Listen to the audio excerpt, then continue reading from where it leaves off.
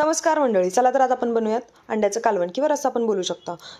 कांदा घेतलेला आहे चिरून, खोबरं घेतलेलं आहे किसून आणि नंतर डाळ घेतलेली आहे, तांदूळ घेतलेले आहे, लसूण घेतलेला आहे, कोथिंबीर आणि एक अद्रकचा तुकडा। अंडी व्यवस्थित शिजवून घेतलेली आहेत। नंतर काय करणार आहोत, तव्यावरती डाळ आणि तांदूळ व्यवस्थित असे भाजून घ्यायचे।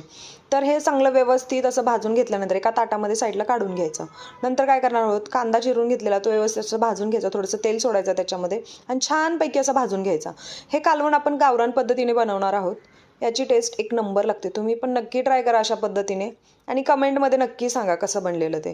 तर खोबरं भाजून घ्यायचं। हे सगळं भाजून घेतल्यानंतर काय करणार आहोत, आपण हे बारीक करायच्या अगोदर आपण तांदूळ आणि डाळ हे अगोदर मिक्सरला बारीक करून घेऊयात।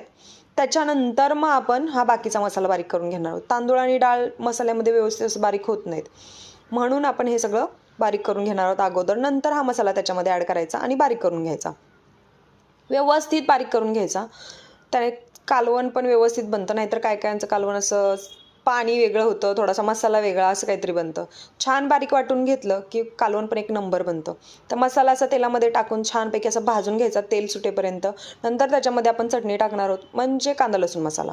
ते व्यवस्थित असं परतून घ्यायचं। छानपैकी तेल सुटलं की त्याच्यामध्ये तुम्हाला जेवढं हवं आहे, ज्या प्रमाणात रस्सा तुम्हाला करायचा आहे जशा पद्धतीने, तशा पद्धतीने त्याच्यामध्ये पाणी मिक्स करायचं, म्हणजे घट्टसर हवा आहे की पातळ हवा आहे त्या पद्धतीने।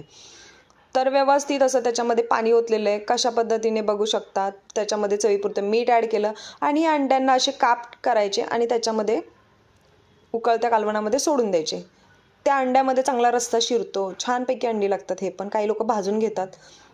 तर रेडी आपला अंड्याचा रस्सा किंवा कालवण। तर चॅनलला नवीन असाल तर पटकन सबस्क्राईब करून घ्या।